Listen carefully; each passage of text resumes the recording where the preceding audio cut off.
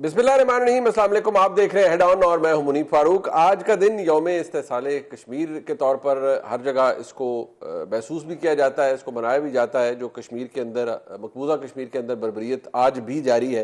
पाकिस्तान के अंदर जो हो रहा है, आज डिप्टी प्राइम मिनिस्टर जनाब इसहाक डार साहब ने उसे सियासी नॉनसेंस करार दिया है, जबकि पाकिस्तान तहरीक इंसाफ के लिए ये उनके लिए उनके लीडर को छुड़वाने का पहला कदम है और इसी तहरीक के जरिए ये चलती रहेगी बकौल इंतजार पंचोता साहब के, और ये उस वक्त तक खत्म नहीं होगी जब तक इमरान खान साहब की रिहाई नहीं हो जाती। मेरे ख्याल में सैकड़ों भी नहीं, हजारों मुबाहिसे प्रोग्राम्स इस इशू के ऊपर हो सके हैं और होते रहते हैं कि आखिरकार पाकिस्तान तहरीक इंसाफ के मसाइल कब हल होंगे, इमरान खान साहब की रिहाई मुमकिन है या नहीं है। आज भी जो हो रहा है, आपने देखा कि जहां गिरफ्तारियां की गई हैं, जहां जहां निकलने की कोशिश की गई है, वहां वहां गिरफ्तारियां हुई हैं, लेकिन कोई बड़ी मैस मूवमेंट भी आपको नजर नहीं आ रही। सलमान अकरम राय साहब से कुछ देर पहले जब सहाफी ने पूछा कि आज आपका एहतजाज कहां है जो आपने करना था, तो उन्होंने क्या फरमाया, जरा सुन लीजिए।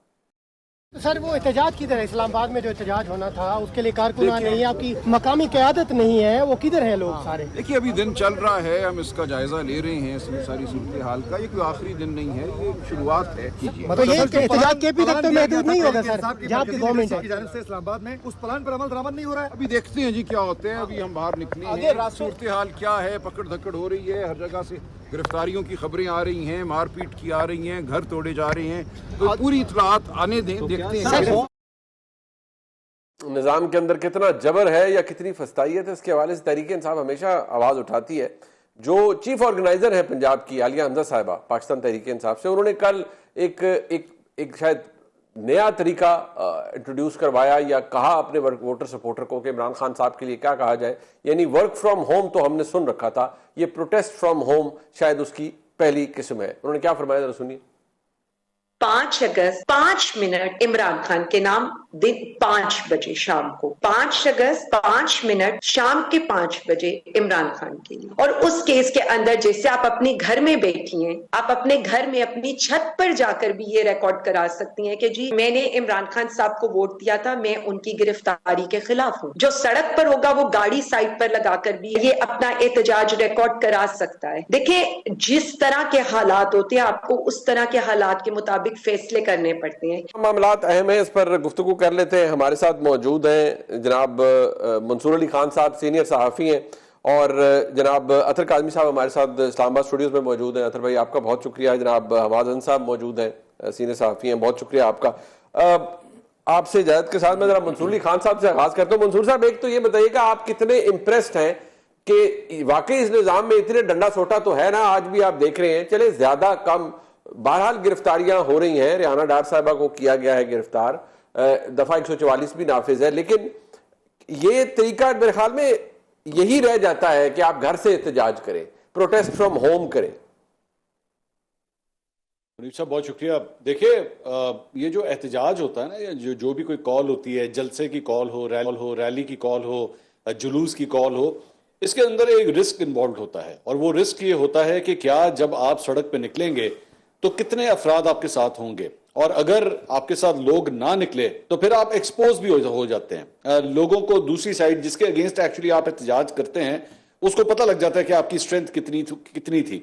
ये जो गिरफ्तारियां होती है ना सियासत के अंदर, अगर बीइंग ए रिपोर्टर मैंने कवर किए, मैं मुख्तलिफ जलसे भी, एहतजाज वगैरह भी, तो उसके अंदर जो एमएनए या एमपीए जो एहतजाजों को लीड कर रहे होते हैं, कारकुनों का एक काम होता है, अगर इतनी बड़ी तादाद में लोग हों तो फिर वो गिरफ्तारियां नहीं होने देते, वो आके प्रोटेक्ट करते हैं उस बंदे को। अच्छा। लेकिन अगर लोग गिरफ्तार हो रहे होते हो तो 2 या 3 रीजन होती हैं। एक रीजन तो कभी कभार आप जानते हैं यहाँ पे एक फरमाइशी गिरफ्तारियां भी होती हैं। मुझे नहीं पता, जारी बात है, मैं किसी को एक्यूज नहीं करूंगा यहाँ पे कि किसी ने खुद अपनी मर्जी से गिरफ्तारी दी है।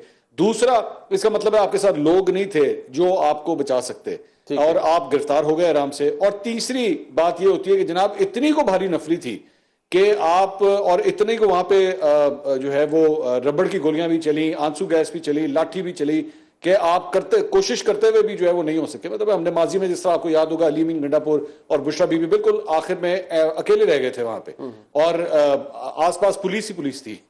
तो पाकिस्तान तहरीक इंसाफ ने ये जो 5 तारीख का ये जो प्लान किया था, ये मेरे ख्याल में कंसीव करने के पॉइंट से ही खराब था। It was an ill conceive plan जिसके अंदर फ्लॉज बहुत थे। अली अमीन गंडापुर साहब का 90 दिन का बयान देना, इमरान खान साहब के बच्चे आएंगे, वो नहीं आए, तो उसके बाद अब जो कुछ आपने अपने कार्ड दिखा दिए, ये जारी बात है जिस वक्त आप ये रिकॉर्ड कर रहे हैं, मैं तब तक की बात कर रहा हूं, क्योंकि अभी थोड़ी देर पहले आपके इस रिकॉर्डिंग से मेरे ख्याल में 15 मिनट पहले मैंने अपनी टीम से शहर के बारे में, मैं पूरे पंजाब के मुख्तलिफ शहरों के, और मैं सिर्फ लाहौर की बात नहीं कर रहा, लाहौर, फैसलाबाद, सियालकोट, मुल्तान, सरगोदा, मियांवाली, रावलपिंडी, कराची, कोयटा, मानसेरा, सवात, इन तमाम, पेशावर, इन तमाम जगहों के हवाले से फर्दन अलग अलग रिपोर्ट मैंने मंगवाई है। और अभी तक जो मैक्सिमम मुझे जो एक रैली पता लगी है, वो पता लगी है जनाब शेखुपुरा के एरिया में 1000 बंदे की। अच्छा। ये मैक्सिमम रैली है। अच्छा। बाकी जितनी रैलियां निकली हैं पंजाब के अंदर वो 1000 माइनस हैं, यानी कहीं पे 600, कहीं पे 400, कहीं पे 200, कहीं पे 60, कहीं पे 80। इसका वजह खौफ है या लैक ऑफ मोटिवेशन है आपके नजदीक?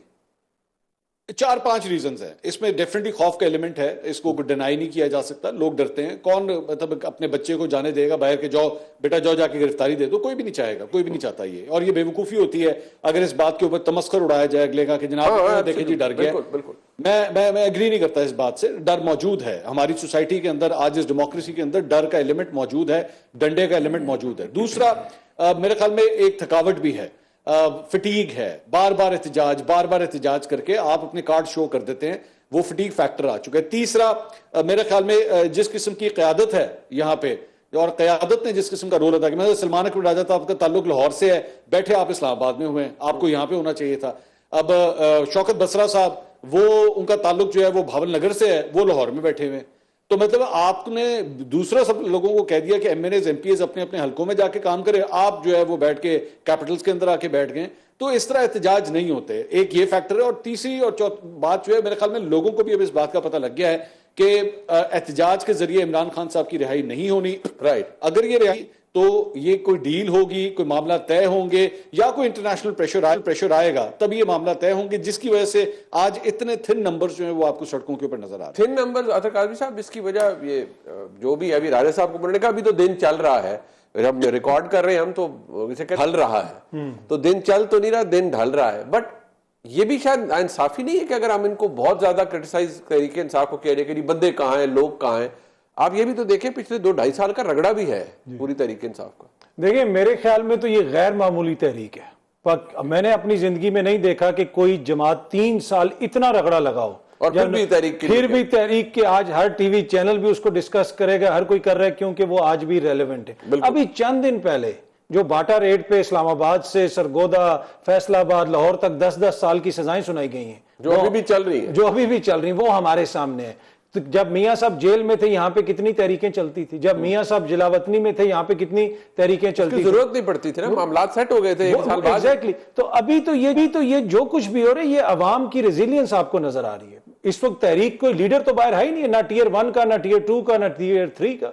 चंद लोग बाहर रह गए, वो भी सारे मफरूर हैं। कल शौकत बसरा साहब मंसूर साहब के प्रोग्राम में बैठे हुए थे, वहां पे हसन अयूब साहब ने बताया ये तो अदालती मफरूर हैं, इनको अभी तक गिरफ्तार क्यों नहीं किया। अच्छा। तो वो तो अगर लाइव प्रोग्राम चल रहा होता तो मेहरबानी हो जानी थी, हो सकता था वहीं से वो उनको कोई। तो ये हालत है इस वक्त, हर किसी पे जो है 35-35 तो पर्चे। तो उसके बावजूद एक तहरीक का चलना, उसके बावजूद इस इशू का अलाइव रहना, मेरे ख्याल में ये हमने नहीं देखा। होता है एक तारीख चलती है, 10 दिन चलती है, 1 महीना चलती है। मियां साहब अपने एमएनएस को कहते थे कि 100 बंदा लेके जेल के बाहर आ जाओ। आज आप देख लें अडयाला की तरफ सारी रोडें बंद हैं, दफा 144 लग चुकी है। कल लाहौर में जो जंग की आज की खबर है, और वो भी उसमें उन्होंने कसरे नफसी से काम लिया, 300 कारकुन कल गिरफ्तार हुआ लाहौर में। यानी कि इसका मतलब है कि ऐसा नहीं हम कह सकते कि लोग नहीं निकलते या कारकुन नहीं निकल रहा, या लोग निकलते हैं और इसीलिए उसके लिए बंदोबस्त किया जाता है कि आप दफा 144 लगाएं और रोक दें। देखिए लोग ना निकलने का पैमाना तब होगा कि जब आप उनको जलसे की इजाजत देंगे, फ्री हैंड दें, जलसे की इजाजत दें और उनसे एक जगह पे, और फिर लोग ना आए,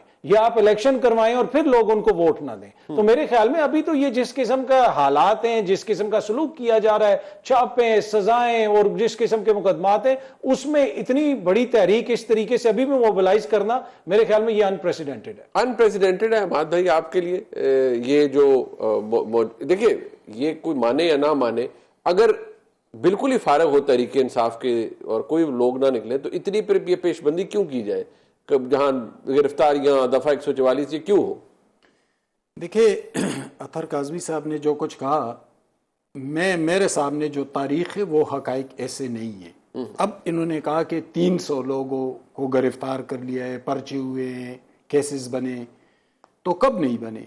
जब फातिमा जना मैदान में उतरी थी अयूबी अमरीत के खिलाफ, तो क्या एबडो के जरिए उनके तमाम साथियों को सियासत से बेदखल नहीं कर दिया गया था? क्या हजारों कारकुनों को गिरफ्तार नहीं किया गया था? क्या हसन नासिर जैसे लोग फांसियों पर नहीं चढ़े थे? क्या वो पसपा हो गए थे? वो पीछे हट गए थे? अयूब को बिलाखिर उन्होंने भगा भी दिया था। जब भुट्टो साहब को फांसी हुई और जब उनकी बेटी और बीवी हैदराबाद और सक्खर के जेलों में थे और हजारों कारकुनों पर मुकदमात बने थे, वो जेलों में थे, लेकिन क्या तहरीक पसपा हुई थी? तहरीक आगे चलकर MRD बनी। MRD ने ज़ियाउल हक को बहुत पीछे धकेल दिया था। अगर अफगान जहाद बीच में ना था तो ज़िया को इस्तीफा तक लेकर आए थे। फिर ARD में भी ऐसा हुआ।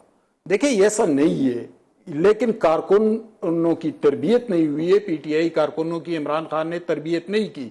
उसने उनको सिर्फ गालियां सिखाई, बदतहजीबी सिखाई, दूसरों पर लान तान सिखाया। मैं, आप, अतहर भाई, हम जैसे लोग अगर कोई हक पर मबनी बात करें तो बस लिफाफा है, टाउट है, ये सिखाया। जब आप कारकुनों को ये सिखाएंगे, जब आप भुट्टो जैसी तरबियत नहीं करेंगे, वली खान जैसी तरबियत नहीं करेंगे, जब आप नवाबजादा नसरुल्लाह जैसा रवैया नहीं अपनाएंगे, तो फिर आपके कारकुन यही बनेंगे। बट अभी वो तहरीक भी तो पसपा नहीं हुई ना, ये तो तहरीक जारी है। तहरीक पसपा हुई है। अच्छा, ये पसपा हो गई? बिल्कुल पसपा हो गई है। अब देखे, पहले बयानिया क्या था? बहुत एग्रेशन थी, बहुत जारहाना बयानिया था। हम इस्लामाबाद पर चढ़ दौड़ेंगे, हम अडियाला पर हमला करेंगे, हम खान को रहा करके ले आएंगे। आज क्या हो रहा है? आज ये हो रहा है कि हम एक ही जिले में, यानी मैं पेशावर की मिसाल देता हूं, हम हयाताबाद जो मगरबी हिस्सा है पेशावर का, वहां के टूल प्लाजा से रवाना होंगे, 10 किलोमीटर आगे बालाहिसार है चीफ मिनिस्टर हाउस के करीबी, वहां तक जाएंगे, डिस्पर्स करेंगे। कहां वो बयानिया, कहां ये बयानिया? ये पसपाई नहीं है। पसपाई और क्या होती है? यानी जो पहले उनका रवैया था उससे तो वो बिल्कुल 180 दर्जे जाविये पर। बट ये क्या रियासती सख्ती की वजह से? ये रियासती सख्तियां तो मैंने आपको बहुत सारी ठीक है, पर अगर देखें वो माजी में भी हुई। हम ये तो नहीं कह सकते ना कि आज रियासत के अंदर सख्ती नहीं है, या रियासती के अंदर वो एक जो माहौल है दबाव का है, ये जो आज करने देना। फिर तहरीक इंसाफ को, जलसा को, मीनार पाकिस्तान पे कोई नहीं करने देता, संजानी तक पे तो इशू आ जाते हैं, बहुत से काम खराब हो जाते हैं। पहले दिया था ना, पहले दिया था, फिर क्या होता रहा? दरख्तें जलती रही, गाड़ियां जलती रही। जब उन्होंने गैर जिम्मेदारी, इर्रेस्पॉन्सिबिलिटी का मुजाहिरा किया तो रियासत इसकी जिम्मेदारी क्यों ले? रियासत कहेगा कि भाई आप ये ना करें, आप ऐसा करेंगे तो हम इजाजत नहीं देंगे। नहीं दे रहे हैं। वो आज खैबर पुख्तूनख्वा में जो एहतजाज कर रहे हैं, पेशावर का पेशावर के अंदर हो रहा है, हजारा का जारी कस तक हो रहा है, नौशहरा का सिर्फ अटक के पुल तक आएगा। यानी अपने सूबे के अंदर एक सेफ फोर्ट में रहकर वो एहतजाज कर रहे हैं। फिर इससे इमरान खान साहब की रिहाई या कैद पे तो कोई असर नहीं पड़ा, तो स्टेटस को वो अगर एहतजाज कर रहे हैं तो सूबे में तो उनकी हुकूमत है, तो क्या अपनी हुकूमत के सामने एहतजाज कर रहे हैं? एहतजाज तो आप उन लोगों के सामने करते हैं। अमूमी तौर पर रवैया ये होता है, रवायत यही है कि एहतजाज आप वो ये कहते हैं कि हम एहतजाज करने इस्लामाबाद आते हैं तो फिर यहाँ नवंबर 2024 वाला काम हो जाता है। लेकिन 26 नवंबर को आपने लिख कर दिया था कि हम ली चौक तक आएंगे। फिर आप क्या कर रहे थे? फिर आप रेड जोन में दाखिल नहीं हो रहे थे। उससे पहले आपने कई बार मुआहिदों को तोड़ा।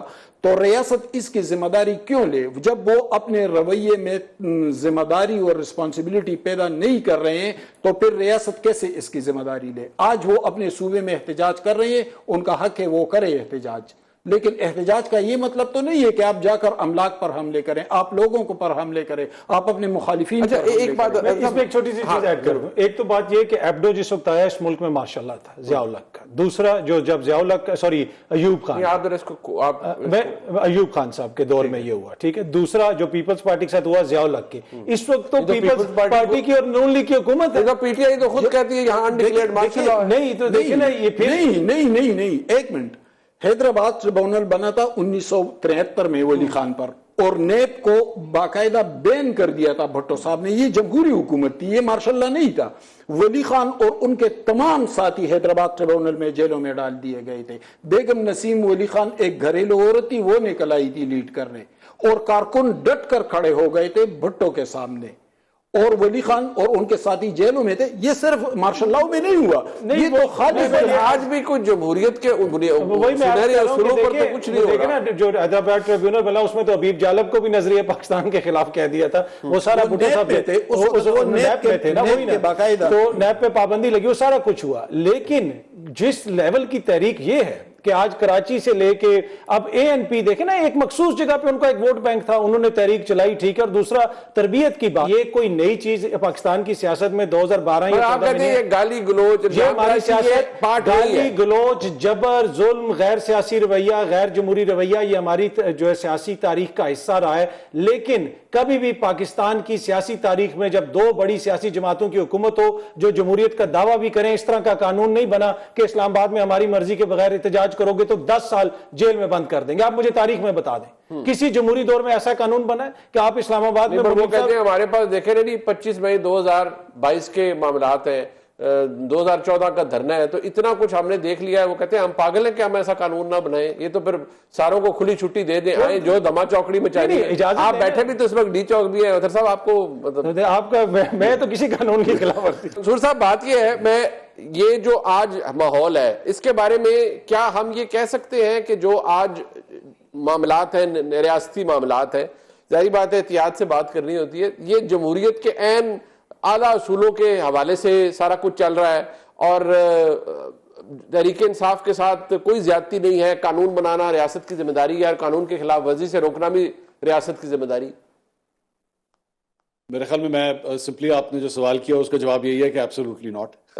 ऐसी बात नहीं है कि जनाब बड़ी कोई जमहूरी अदवार के थ्रू हम गुजर रहे हैं, ऐसा कुछ भी नहीं है। एक हाइब्रिड निज़ाम है और इस हाइब्रिड निज़ाम के अंदर जो बेसिक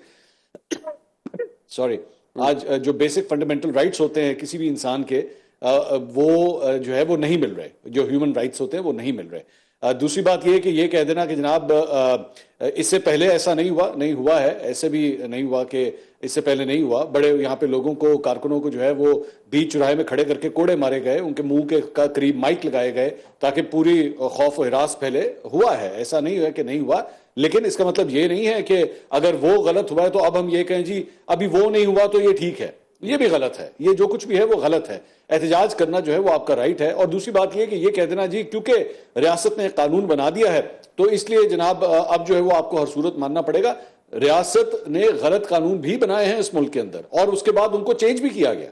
बाद में मतलब यहाँ पे असेंबलियों को जब तोड़ दिया जाता था 90s के अंदर, हमने सब कुछ देखा, तो बाद में हमारे ही जमहूरी इदारों ने यह फैसला किया कि नहीं ये तरीकाकार गलत है, सदर से ये राइट लेना पड़ेगा। तो ऐसा नहीं है कि हर कानून अगर बन जाए तो आप सिर्फ यही कहें कि हाँ जी ये कानून ठीक है। आप खुद एक लॉयर हैं, आप मुझसे बेहतर जानते हैं कि बहुत से ऐसे कवानीन हैं जिनके अंदर सुकून मौजूद होते हैं। हाँ ये जरूर है कि क्योंकि इस मुल्क ने 9 मई भी देखा है तो एहतजाज करने का जो है वो पुरअमन एहतजाज करने का राइट आपके पास जरूर है, लेकिन अगर आप इंतशार फैलाने की कोशिश करेंगे तो वो गलत है। दूसरी बात, थोड़ी देर पहले हमाद भाई बात कर रहे थे कि जनाब इमरान खान साहब ने अपने कारकुनों को जो है वो गालम गलोच सिखाई है।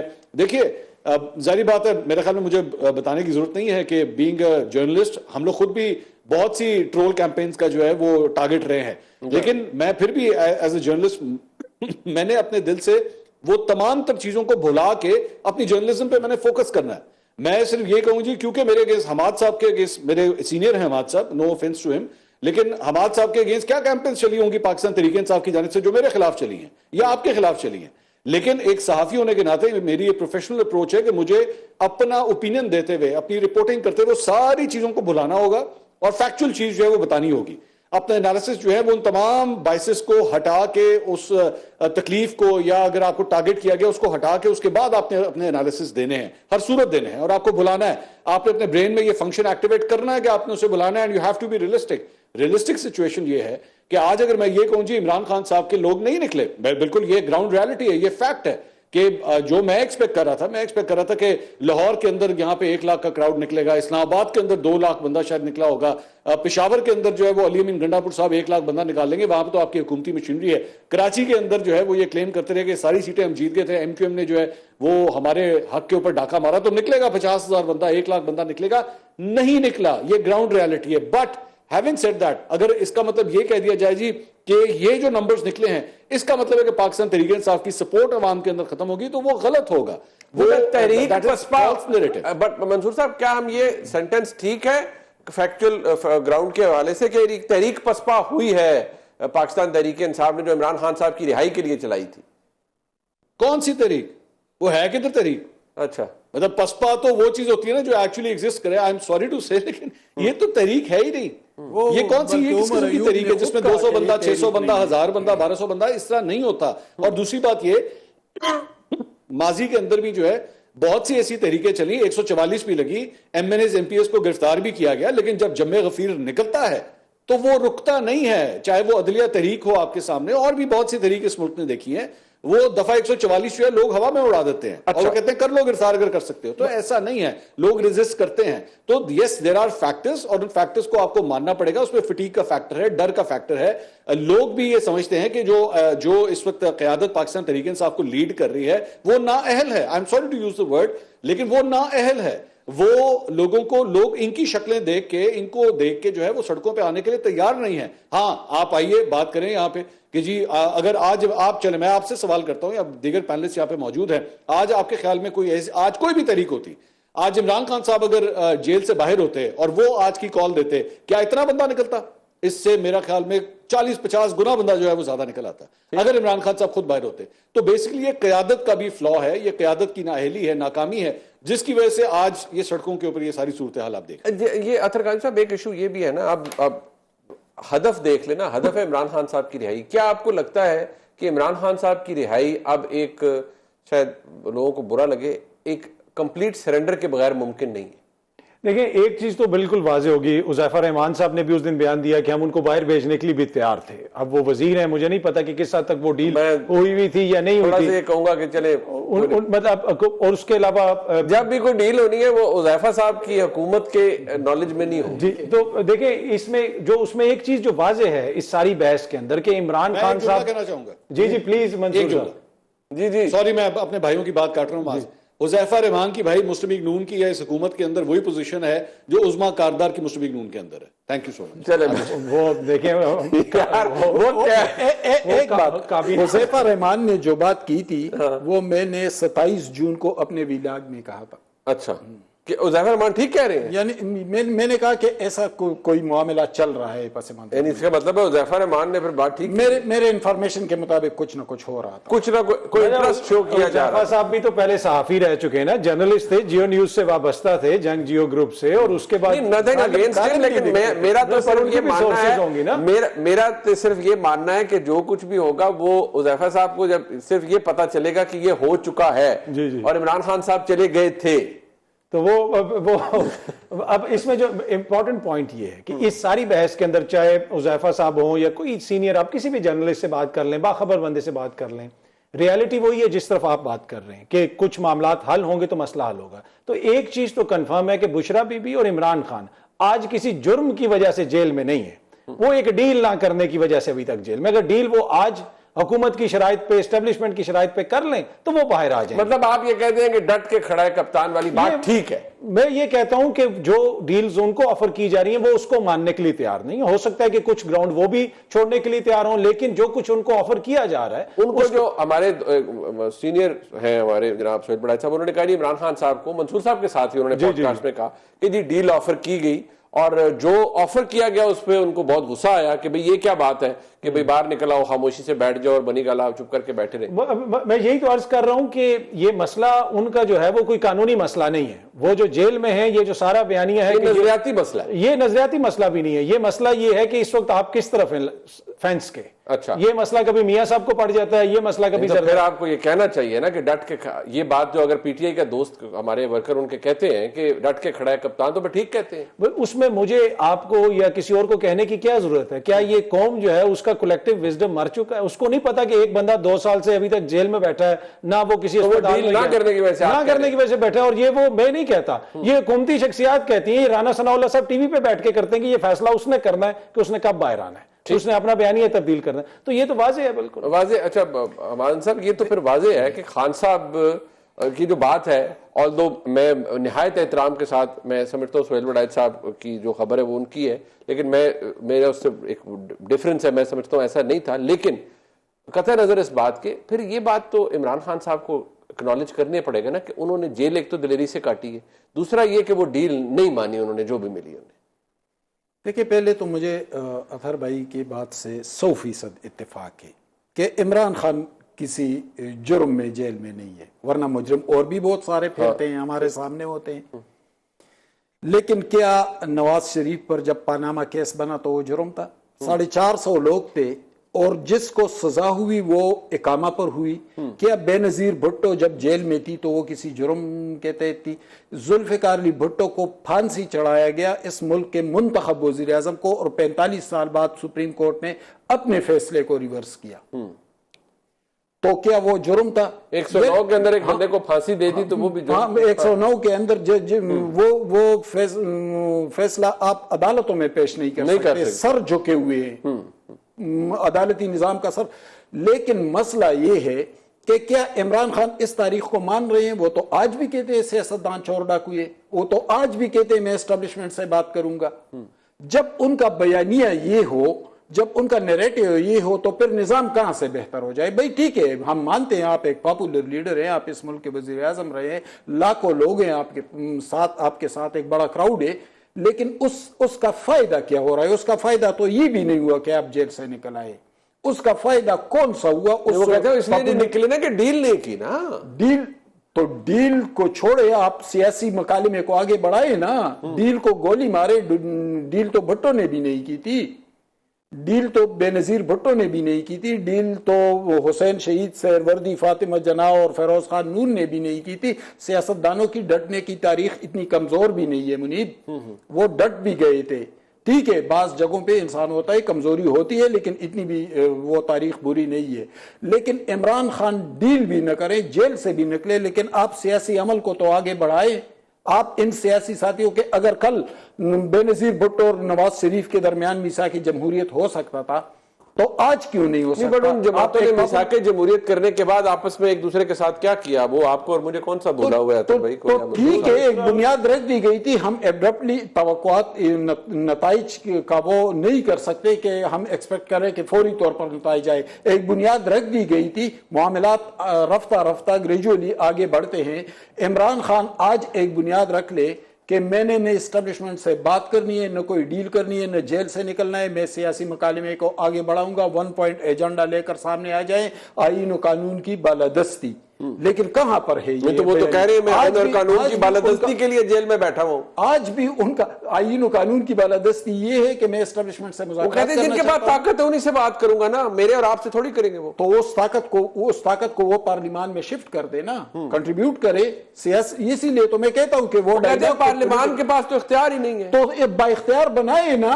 वो एक पॉपुलर लीडर है, वो पार्लियामान को बाइख्तियार बनाए ना, आईन कानून को बालादस्त बनाए ना। जब इसको बनाएंगे तो फिर सारे फैसले पार्लियामेंट के अंदर होंगे। मैं इसमें सिर्फ इतना ऐड करूंगा कि वो लोग जो किसी और का मैंडेट लेके बैठे हुए हैं, उनसे बात करना बनता है क्या? ये जिन्होंने जब इन्होंने COD किया था, ये दोनों एक दूसरे की मैंडेट छीन के नहीं बैठे हुए थे, दोनों इक्तदार से बाहर थे। इस वक्त तो ये है ना कि इल्जाम ये है कि आपने खैबर पख्तूनख्वा की मखसूस सीटें भी आपस में बांट ली। मियां साहब के हल्के का रात को RO चेंज हुआ।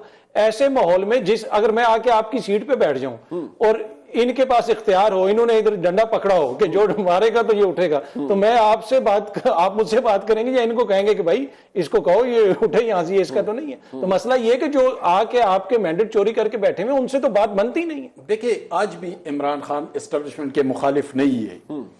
अगर वो मुखालिफ होते तो गैर मुंतखब मुशीर बैरिस्टर सैफ कौन लेके आया, किसने बिठाए, एक मतलब वो तो उसको नहीं तो अंदर लोग कैसे चले जाते हैं जिनका लिस्टों में नाम नहीं होता, ये तो ऐसे ही है ना। अतर साहब गए थे, आज भी गंडापुर से कह देना कि हटा दें। मंसूर अली खान साहब, एक बात है, खान साहब डील ना करने की वजह से बाहर नहीं आ रहे और डीलें तो बहुत हुई हैं और डट के खड़ा है कप्तान। फिर ये नारा ठीक है एक लिहाज से कि इमरान खान ने इसलिए बाहर नहीं आए क्योंकि डील नहीं की। अच्छा, मैं मुनीब साहब ये जो जुमला है ना, डील नहीं की, मुझे इसके ऊपर एतराज है। वो इस पॉइंट ऑफ व्यू से मेरे ख्याल में अगर आप जुमला यहां पे ये फिट कर दें कि डील नहीं हुई, डील नहीं की और डील नहीं हुई दो मुख्तलिफ चीजें हैं। ओके, बेसिकली जैसे ही मैं और आप, मिसाल के तौर पे आपका मेरा कोई मामला तय होना है और मैं आपके साथ एक कमरे में आके टेबल में आमने सामने जब मैं बैठता हूं ना, तो मैं इस इंटेंशन के साथ ही बैठता हूं कि हमने किसी डील के बारे में गुफ्तगू करनी है।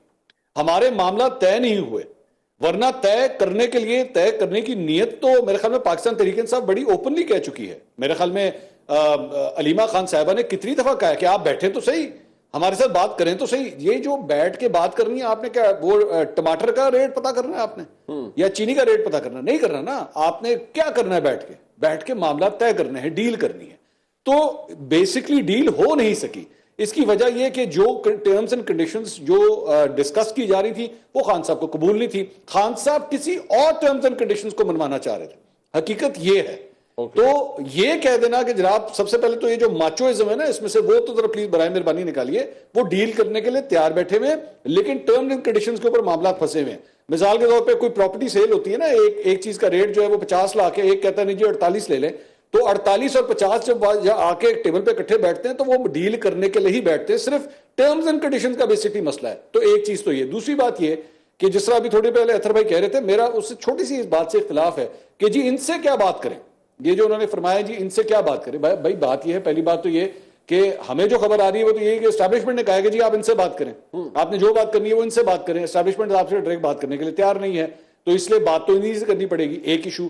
दूसरी बात ये कि ये सियासी तौर पे ये करेक्ट फिनोमेना नहीं है कि जी आपने मेरा हक लिया है तो मैं आपसे बात नहीं करूंगा। यहां पे परवेज मुशर्रफ साहब ने जब 99 में कू किया था, तो बाद में मोहतरमा बेनजीर भुट्टो या नवाज शरीफ के साथ जो भी मामला तय हुए, वो भाई उन्होंने तो उनका तख्ता उलट दिया था, एक सिटिंग प्राइम मिनिस्टर का तख्ता ही उलट दिया था, लेकिन फिर भी डील की ना, क्योंकि डील होना जरूरी था। वो भी तो आखिर उसमें कि मैंडेटेड प्राइम मिनिस्टर था ना जिसको आपने निकाला। 99 के अंदर जो कुछ भी किया एक मैंडेटेड प्राइम मिनिस्टर था विद 2/3 मेजॉरिटी, आपने उठा के बाहर फेंक दिया, आपने उठा के बेशक बाहर फेंक दिया, लेकिन फिर भी मामला तय किए सियासी तौर पे। मैं कहता हूं पाकिस्तान और भारत को ले लीजिए, दोनों जंग करके हटे हैं आपस में, एक दूसरे के ऊपर हमला, मिसाइल फेंके एक दूसरे के ऊपर, लोग मारे गए हैं, शहीद हुए हैं उसके अंदर, लेकिन इसके बावजूद बीच में मीडिएटर्स आए और मामला को रिजॉल्व किया, गुफ्तो शुनीद हुई, टेबल पे बैठ के हुई। अगर आपने नहीं बैठना टेबल पे, मैं इमरान खान साहब के हवाले से अगर ये जो ना कि डट के कड़ाया या जी डील नहीं की, वो तो मैं उस दिन कहूंगा ना जिस दिन वो आज से डिक्लेयर कर दें कि जनाब हमने कोई बातचीत करनी ही नहीं है। अलीमा खान साहबा भी कहते हैं, इमरान खान साहब भी कहते हैं, बैरिस्टर गौहर भी कहते हैं, अली मीन गड्डापुर भी कहते हैं कि यार हमसे बात ही नहीं करनी, हमने आपसे किसी किस्म की गुफ्तगू नहीं। आप गुफ्तगू करने की ऑफर्स भी कर रहे हैं, टीवी के ऊपर आके कह रहे हैं, आप बात तो करके देखें, आप बताएं तो सही, हम मामला तय कर लेते हैं। फिर आप कहते हैं कि नहीं जी वो डट के खड़े। Once you give this opinion ना कि you are open to talks, इसका मतलब है आप डील करने के लिए तैयार हैं, सिर्फ टर्म्स एंड कंडीशंस के ऊपर मामला फंसा हुआ है, वरना डील करने के लिए आप पूरी तरह तैयार बैठे। अच्छा, टुवर्ड्स द एंड मंसूर साहब आपसे ही शुरू कर लेता हूं, क्या total surrender is the option Khan साहब के लिए इस जो अब हालात बन गए हैं, या कुछ इससे something short of it Khan साहब के लिए बाहर आना? अच्छा, ये जो होती है ना, ये बेसिकली एक मूविंग सिचुएशन होती है, ये तब्दील हो जाती है। परवेज मुशर्रफ 2002 का परवेज मुशर्रफ और 2007 का परवेज मुशर्रफ, दोनों में जमीन आसमान का फर्क है। एब्सोल्युटली। वो जो बात पहले सख्ती थी वो सख्ती वक्त के साथ चेंज हो गई। सो आज के दौर में, हाँ आज की अगर आप बात करें, यस इस वक्त पूरी हुकूमत जो है वो इन कंट्रोल है, वो समझती है हमने कोई बात नहीं सुनी। कल को साल के बाद, 1.5 साल के बाद, 6 महीने के बाद यहाँ की सियासत तब्दील हो गई, हो सकता है सारी लचक आ जाए, वो शर्तें जो इमरान खान साहब की मानने के लिए तैयार नहीं थे, हो सकता है वो कल को मान जाए। बिल्कुल ठीक। अदर साहब आपके नजदीक कंसिडरिंग आज और जैसे फ्लूइड होता है ना, कुछ चीज तब्दील भी हो जाती है, क्या ऑप्शन है बाहर निकलने के लिए? अच्छा, एक छोटी सी चीज ऐड करूंगा, जो डील की बात हो रही है इसमें कोई दो राय नहीं कि इमरान खान साहब कहते हैं कुछ शराइत हमारी हैं, आप उस पर बात करें, लेकिन माचोइज्म को आप उसमें से नहीं निकाल सकते। अगर इमरान खान साहब लंदन में बैठ के कर रहे होते तो और बात है। इमरान खान आज जेल में बैठा हुआ 75 साल की उम्र में, और वो कह रहा है कि मैं अपनी शराइत भी बता रहा है, ठीक है कि नहीं, मेरी शराइत भी ये है, अच्छा कुछ शराइत आपकी हैं कुछ हमारी हैं, तो इसमें आप माचोइज्म को नहीं निकाल सकते। इसलिए कि हमने यहाँ पे तो फौरन हमारी क़यादत बाहर चली जाती है, कोई बीमार हो जाता है, कोई अस्पताल में शिफ्ट हो जाता है, तो इसमें कोई दो राय नहीं कि इमरान खान साहब ने जो स्टांस लिया है वो दीगर सियासी क़यादत से डिफरेंट है। बाकी ये जरूर है कि वो भी यही चाहते हैं कि मामलात किसी तरीके से हल हों। अब वो आइडियल डील या आइडियल वो बात जो है वो उसके ऊपर उनका वो एक तरह से इतफाक नहीं हो रहा। दूसरा जो आपका क्वेश्चन कि अब इमरान खान साहब के लिए क्या ऑप्शन है, मेरे ख्याल में विद टाइम ऑप्शंस निकलते रहेंगे। फिलहाल तो हुकूमत जो है ये समझती है, और ना ही मुझे ये लगता है कि एस्टेब्लिशमेंट इस मूड में है कि वो खान साहब को उनकी मर्जी की डील दे। जो कुछ लोग कहते हैं ना, अली अमीन साहब ने कहा था कि 99% मामला तय हो गए। मेरी जो खबर है कि कभी भी एस्टेब्लिशमेंट ने कुछ ऐसा तय नहीं किया कि जहां पे 25% भी तय हुआ हो। तो ये वो एक ख्वाहिशात तो हो सकती हैं, लेकिन फिलहाल मुझे ऐसा होता हुआ नजर नहीं आ रहा। फिर कम से कम जेल में तो है ना हमाद साहब, हमाद भाई ये तो माने ना कि खान साहब जेल के अंदर मौजूद रहकर बातचीत कर रहे हैं। उन्होंने कहा बाकी तो सारे बाहर चले जाते हैं। देखिए, बाज बातों से हम इनकार नहीं कर सकते थे। राना सनाउल्लाह कहते थे कि 3 दिन के लिए भेजेंगे तो चीखें निकलेंगी, चीखें नहीं निकली, डट गए, ये मानना पड़ेगा। पॉपुलरिटी उनकी आज भी खैबर पुख्तनख्वा में उसी तरह है जिस तरह पहले दिन थी। तमाम सियासी जमातों को बहुत पीछे धकेल दिया है। न एनपी की कुवत उनके सामने ठहरी, न जमीयत उलमा इस्लाम की, न हज़ारा में मुस्लिम लीग की, और न शमाल में पीपल्स पार्टी की, बल्कि जमात इस्लामी का भी सियासी जनाजा निकाल दिया। उनकी पॉपुलरिटी भी अपनी जगह, लेकिन इसके फवाइद क्या हुए रियासत के लिए या पीटीआई के लिए, मैं तो यही बात कर रहा हूँ। जब आपकी इतनी बड़ी पॉपुलरिटी है, आप इतने मकबूल हैं, लोग आपसे इतना प्यार करते हैं, तो उस पॉपुलरिटी, उस मकबूलियत को लेकर आप उसको रियासत के लिए इस्तेमाल करें ना। आप सियासी अमल को मजबूत बनाए, पार्लिमान को मजबूत बनाए, आईन और कानून को बालादस्त बनाए। ये भी बात है ना कि फिर ये पॉपुलैरिटी अगर किसी की अब तक नहीं गई तो वो रहेगी, और कभी उन्हें मौका मिलेगा तो वो ये इस्तेमाल भी उनके लिए होगी। फिर देखिए, पॉपुलर क़यादतों को तो नहीं छोड़ा गया, ये तो हकाइक हैं। बिल्कुल, भुट्टो, बेनजीर, नवाज शरीफ सब हमारे सामने, फातिमा जनाह तक।